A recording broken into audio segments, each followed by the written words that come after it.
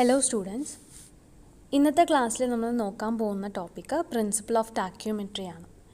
Tacheometric survey എന്തിനാണ് tacheometric survey ചെയ്യുന്നത്, tacheometric സർവേയുടെ അപ്ലിക്കേഷൻ എന്നിവയെല്ലാം നമ്മൾ ലാസ്റ്റ് ക്ലാസ്സിൽ ഡിസ്കസ് ചെയ്തിരുന്നു. So let's see what is the principle of tacheometric survey. അപ്പോൾ principle of tacheometric survey is based on the property of isosceles triangles where the ratio of distance of the base from the apex and the length of the base is always constant. ഈ തന്നിട്ടുള്ള figure ഒന്ന് refer ചെയ്യുക.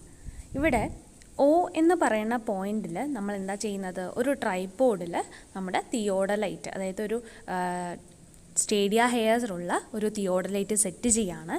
എന്നിട്ട് ഒരു fairly level ഗ്രൗണ്ടിലാണ് നമ്മളിത് set ചെയ്തിരിക്കുന്നത്. Then we are taking 3 points A, B, C എന്ന് 3 points എടുക്കുകയാണ് at A different distance. Okay, ഇനി ആദ്യം നമ്മൾ എന്ത് ചെയ്തു, A എന്ന് പറഞ്ഞ പോയിൻ്റ് D1 എന്ന് പറഞ്ഞ ഡിസ്റ്റൻസിലാണ് ഉള്ളത്. A എന്ന് പറയുന്ന പോയിന്റിൽ നമ്മളൊരു സ്റ്റാഫ് കൊണ്ട് വയ്ക്കുകയാണ്, മെഷറിംഗ് സ്റ്റാഫ് കൊണ്ട് വയ്ക്കുകയാണ്. എന്നിട്ട് നമ്മൾ A എന്ന് പറയുന്ന പോയിന്റിലോട്ട് നമ്മുടെ ടെലസ്കോപ്പിലൂടെ നോക്കി, എന്നിട്ട് നമ്മുടെ സ്റ്റാഫ് ഇൻ്റർസെപ്റ്റ് എത്രയാണ് എന്നുള്ളത് കാൽക്കുലേറ്റ് ചെയ്തു. Let that be S1. Okay, then എന്ത് ചെയ്തു, measuring staff is shifted to station B എന്ന് പറയുന്ന പോയിന്റിലോട്ട് ഷിഫ്റ്റ് ചെയ്യുകയും ആ പോയിന്റിലോട്ടുള്ള ഡിസ്റ്റൻസ് എന്ന് പറയുന്നത് D2ഉം ആ പോയിന്റിലുള്ള സ്റ്റാഫ് റീഡിങ് എത്രയാണെന്നുള്ളത് നമ്മൾ എടുക്കുകയാണ്. ഓക്കെ, അവിടെയുള്ള നമുക്ക് കിട്ടിയ സ്റ്റാഫ് ഇൻ്റർസെപ്റ്റ് എന്ന് പറയുന്നതാണ് S2 എന്ന് പറയുന്നത്. ഓക്കെ, അപ്പോൾ അത് നമ്മൾ കാൽക്കുലേറ്റ് ചെയ്തു. Then again the staff is shifted to the point C, and again we are calculating the distance to the point C, that is D3, as well as the staff intercept S3. ഈ ട്രയാങ്കിൾസിൽ നിന്നും നമ്മളൊരു relation എടുക്കുകയാണ്.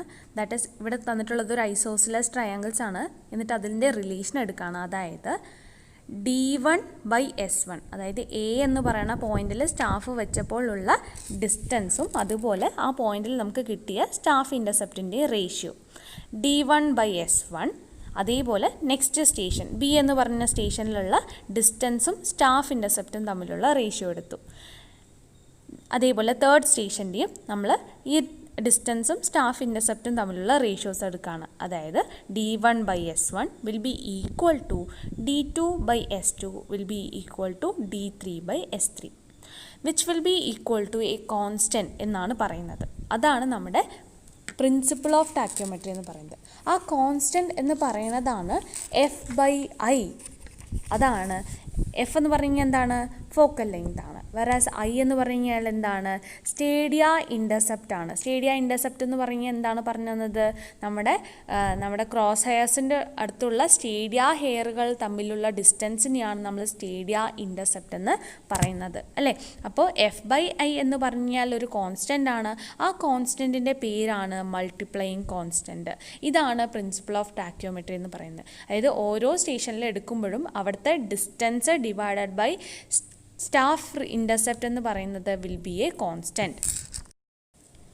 Next we are going to see theory of stadia tacheometry, അല്ലേ? അപ്പോൾ എന്താണ് theory of stadia ടാക്യോമെട്രി എന്ന് പറഞ്ഞു കഴിഞ്ഞാൽ, നമ്മൾ ഈ പറഞ്ഞ മൾട്ടിപ്ലയിങ് കോൺസ്റ്റൻറ്റും അഡിറ്റീവ് കോൺസ്റ്റൻറ്റും എങ്ങനെയാണ് ഒരു ഡിസ്റ്റൻസ് കാൽക്കുലേഷന് വേണ്ടി നമ്മൾ യൂസ് ചെയ്യുന്നത്, അതുപോലെ അതിൻ്റെ റിലേഷൻസ് എന്താണ് എന്നുള്ളത് അറിയാൻ വേണ്ടിയിട്ടാണ് നമ്മൾ ഈ തിയറി ഓഫ് സ്റ്റേഡിയ ടാക്യോമെട്രി പഠിക്കുന്നത്. അപ്പോൾ ഇവിടെ ഒരു ഇമേജ് നിങ്ങൾക്ക് കാണിച്ചിട്ടുണ്ട്. ഈ ഫിഗർ നിങ്ങൾ അനലൈസ് ചെയ്ത് കഴിഞ്ഞാൽ നിങ്ങൾക്ക് മനസ്സിലാക്കാൻ പറ്റും അതൊരു ലെൻസാണ്, അല്ലേ? ആ ലെൻസിലൂടെ നമ്മൾ കാണുന്ന ഐ റേസ് പോയിട്ട് എങ്ങനെയാണ് ഈ ഇമേജ് നമുക്ക് ഫോം ചെയ്യുന്നത് എന്നുള്ള കാര്യമാണ് ഇവിടെ കാണിച്ചിട്ടുള്ളത്. അപ്പോൾ ആദ്യം നമുക്ക് ആ ഫിഗർ ഒന്ന് സ്റ്റഡി ചെയ്യാം.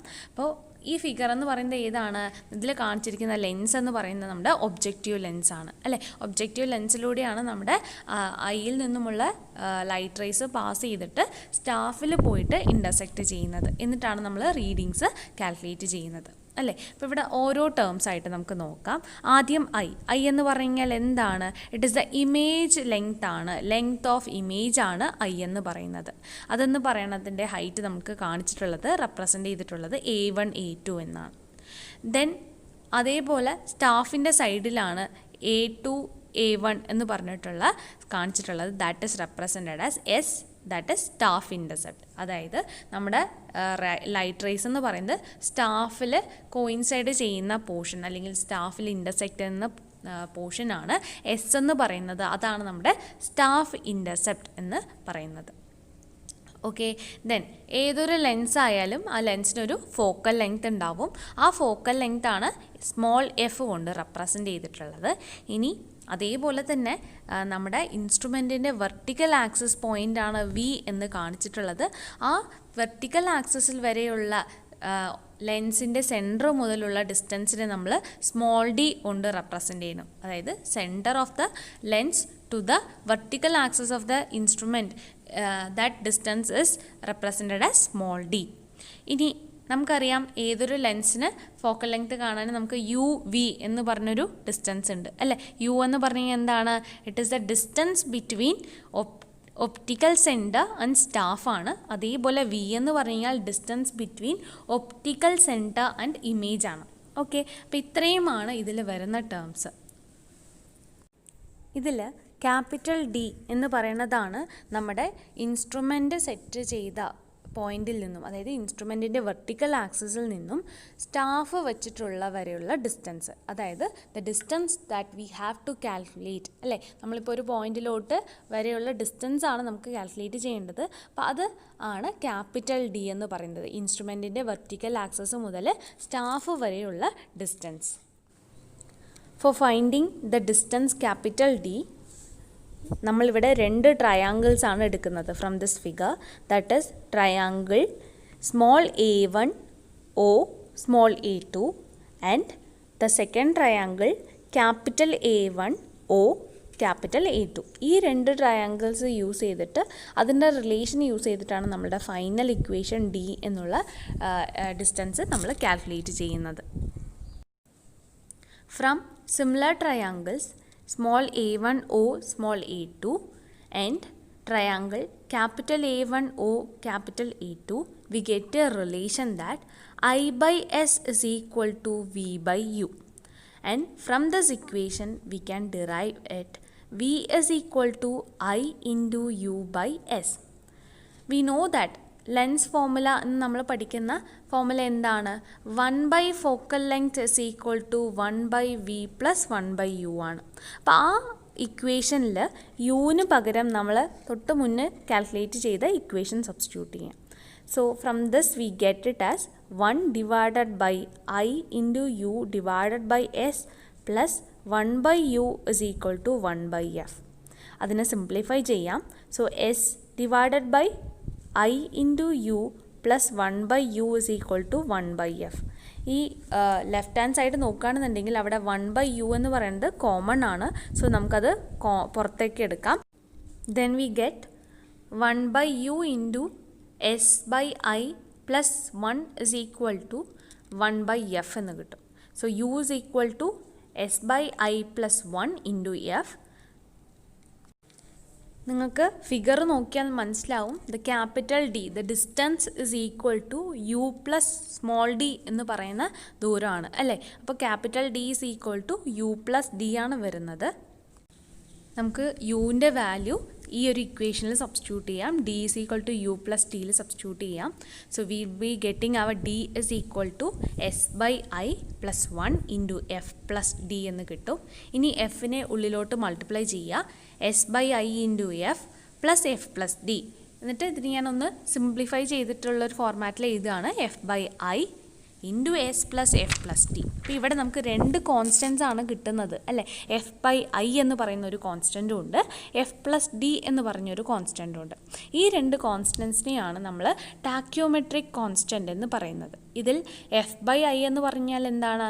മൾട്ടിപ്ലൈയിങ് കോൺസ്റ്റൻ്റ് ആണ്. അതെന്താണെന്ന് നമ്മൾ ഓൾറെഡി പ്രിൻസിപ്പിൾ ഓഫ് ടാക്യോമെട്രിയിൽ പഠിച്ചു കഴിഞ്ഞു. ഇനി എഫ് പ്ലസ് ഡി എന്ന് പറയുന്നതിൻ്റെ ടേമാണ് അഡിറ്റീവ് കോൺസ്റ്റൻറ്റ്. അപ്പോൾ എഫ് ബൈ ഐ എന്ന് പറഞ്ഞാൽ മൾട്ടിപ്ലൈയിങ് കോൺസ്റ്റൻറ്റും അതേപോലെ എഫ് പ്ലസ് ഡി എന്ന് പറഞ്ഞാൽ അഡിറ്റീവ് കോൺസ്റ്റൻ്റ് ആണ്.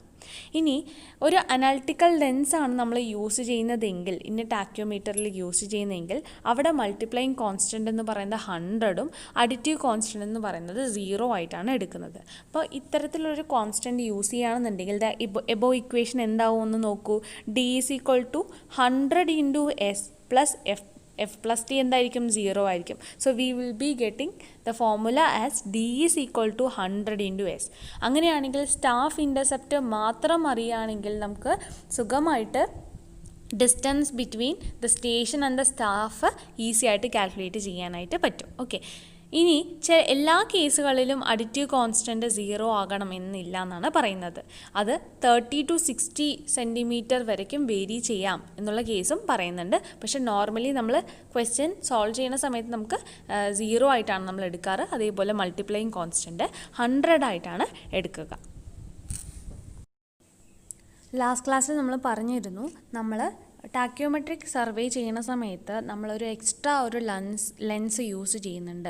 ഒരു കോൺവെക്സ് ലെൻസാണ് നമ്മുടെ ടെലസ്കോപ്പിൻ്റെ ഉള്ളിൽ യൂസ് ചെയ്യുന്നത്. അപ്പോൾ അത്തരത്തിലുള്ള ടെലസ്കോപ്പിൽ യൂസ് ചെയ്യുന്ന ലെൻസുകളെ നമ്മൾ അനലിറ്റിക്കൽ ലെൻസ് എന്നാണ് പറയുന്നത്. അപ്പോൾ analytical lens is provided in external focusing telescope. എന്തിനാണ് ഒരു എക്സ്റ്റേണൽ ഫോക്കസിങ് ടെലസ്കോപ്പ് എന്ന് പറഞ്ഞാൽ നമുക്ക് എക്സ്റ്റേണലി ഫോക്കസ് അഡ്ജസ്റ്റ് ചെയ്യാൻ പറ്റുന്ന ഒരു ടെലസ്കോപ്പാണ്. അത്തരത്തിലുള്ള ഒരു ടെലസ്കോപ്പുകളിൽ നമ്മൾ അനലിറ്റിക്കൽ ലെൻസ് കൊടുക്കാറുണ്ട്. എന്തിനാണെന്ന് ചോദിച്ചു കഴിഞ്ഞാൽ അതിന് അഡ്വാൻറ്റേജസും ഉണ്ട്, ഡിസഡ്വാൻറ്റേജസ് ഉണ്ട്. അതിൻ്റെ അഡ്വാൻറ്റേജസ് എന്താണെന്നുള്ളത് നമുക്ക് ആദ്യം നോക്കാം. It simplifies the calculation by making the additive constant 0. നമ്മളിപ്പോൾ പറഞ്ഞു, ഒരു ലെൻസ് എടുക്കുകയാണെന്നുണ്ടെങ്കിൽ അവിടെ മൾട്ടിപ്ലൈയിങ് കോൺസ്റ്റൻറ്റും ഉണ്ട്, അഡിറ്റീവ് കോൺസ്റ്റൻറ്റും ഉണ്ട്. If we are using an analytical lens then the additive constant become 0. So that എന്ത് പറ്റും, നമ്മുടെ ഇക്വേഷൻ സിംപ്ലിഫൈ ആവുകയും ഡിസ്റ്റൻസ് നമുക്ക് എളുപ്പത്തിൽ കാൽക്കുലേറ്റ് ചെയ്യാനായിട്ട് പറ്റും. Therefore, there is only one constant which is multiplying constant. That is, we only need to substitute the multiplying constant and the additive constant become zeros. Next point is, the distance are directly calculated by multiplying the difference of stadia hair reading by 100. നമ്മളെന്താ ചെയ്യുക, സൈറ്റിൽ instrument set ചെയ്തിട്ട് നമ്മൾ സ്റ്റേഡിയ hair reading ആണ് എടുക്കുക. അപ്പോൾ നമുക്ക് 2 സ്റ്റേഡിയ hair ഉണ്ട്. അപ്പോൾ 2 ഹെയറിൽ നമുക്ക് റീഡിംഗ് എടുക്കുന്ന സമയത്ത് 2 റീഡിങ്സ് ആണ് കിട്ടുക. അതിൽ നിന്നും സ്റ്റാഫ് ഇൻ്റർസെപ്റ്റ് നമ്മൾ കണ്ടുപിടിക്കണം. എങ്ങനെയാണ് സ്റ്റാഫ് ഇൻ്റർസെപ്റ്റ് കണ്ടുപിടിക്കുന്നത്? അത് രണ്ടിൻ്റെയും ഡിഫറൻസ് ആയിരിക്കും നമ്മുടെ സ്റ്റാഫ് ഇൻ്റർസെപ്റ്റ് എന്ന് പറയുന്നത്. അത് multiplied by 100, that is our multiplying constant ചെയ്യാണെന്നുണ്ടെങ്കിൽ we'll be getting the direct distance from that equation. അങ്ങനെ നമുക്ക് ഡിസ്റ്റൻസ് എത്രയാണെന്നുള്ളത് ഡയറക്റ്റായിട്ട് കാൽക്കുലേറ്റ് ചെയ്യാനായിട്ട് പറ്റും. ഇനി ഒരു ഡിസഡ്വാൻറ്റേജ് ആണ് മെയിനായിട്ട് ഇതിനുള്ളത്. ആ ഡിസഡ്വാൻറ്റേജ് എന്താണെന്ന് ചോദിച്ചു കഴിഞ്ഞാൽ, ഇവിടെ large amount of light is absorbed. So that അവിടെ എന്ത് പറ്റും, ഇമേജിൻ്റെ ബ്രൈറ്റ്നസ് അല്ലെങ്കിൽ ഇമേജിൻ്റെ ക്ലാരിറ്റി എന്ന് പറയുന്നത് വളരെ കുറവായിരിക്കും. അതാണ് ഇവിടുത്തെ മെയിനായിട്ടുള്ള ഡിസഡ്വാൻറ്റേജ് എന്ന് പറയുന്നത്. So this is the advantage and disadvantages while using an analytical lens in an external focusing telescope. ഒരു internal focusing telescopeന് ഇത് ആവശ്യമില്ല. Thank you all. On our next class, we will be seeing determination of stadia constants.